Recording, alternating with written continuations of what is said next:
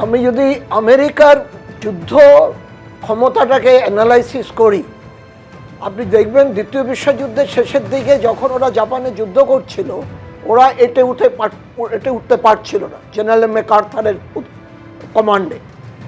তখন জাপানে এরা অ্যাটম বোম দুবার মেরে 6 আগস্ট আর 9 আগস্টে মেরে জাপানকে সারেন্ডার করতে বাধ্য করে। তারপর ইনভলভ হলো কোরিয়ার যুদ্ধে, পুরো কোরিয়া দখল করতে পারলো না, দক্ষিণ কোরিয়া পর্যন্ত দখল করে।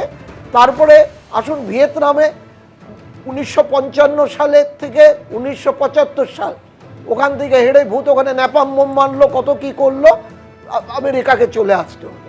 তারপরে দেখুন আফগানিস্তানে 20 বছর থাকলো, পালিয়ে গেল।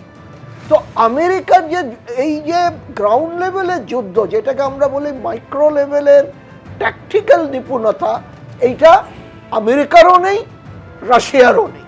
রাশিয়াও তার হাত পুড়িয়েছে আফগানিস্তানে, এবং রাশিয়াও তার মূল্য দিচ্ছে ইউক্রেনে। তো এইগুলি হচ্ছে মাইক্রো লেভেলে ট্যাকটিক্যালি গ্রাউন্ড লেভেলের যুদ্ধ কর, সেই ক্ষমতা নেই। এরা দূর থেকে মিসাইল মারবে এবং গোলা মারবে, বম্বিং করবে, নানান রকম বমের মারাত্মক আকার ধারণ করে ওরা সেটাকে ব্যবহার করছে।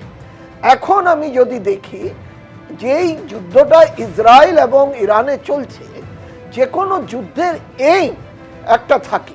যখন এরা রাইজিং লায়ন লঞ্চ করলো, ওদের এইম কি ঘোষিত হলো যে আমরা ওদের নিউক্লিয়ার ইনস্টলেশন এবং নিউক্লিয়ার ডেলিভারি সিস্টেমটাকে নষ্ট করব, কিন্তু ওরা করতে পারলো না।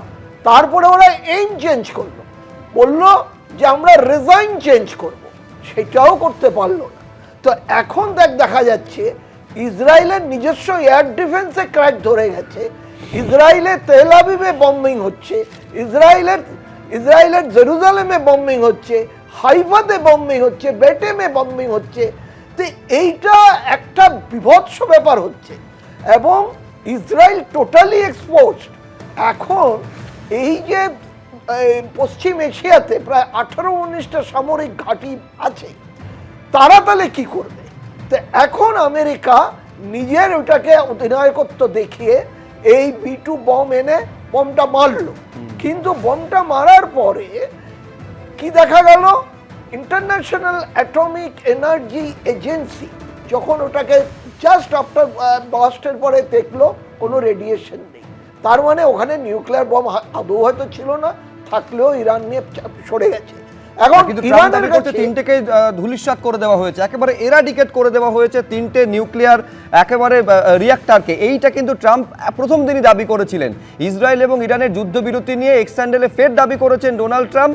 শুধু তাই নয়, এইটা মুখে বলছেন যখন সাংবাদিকদের মুখোমুখি হচ্ছেন, তার ট্রুথ সোশ্যাল মিডিয়া এটা ফের বলছেন ডোনাল্ড ট্রাম্প যে ইরান কখনো পরমাণু বোমা বানাতে পারবে না। ফের তিনি হুঙ্কার ছাড়ছেন।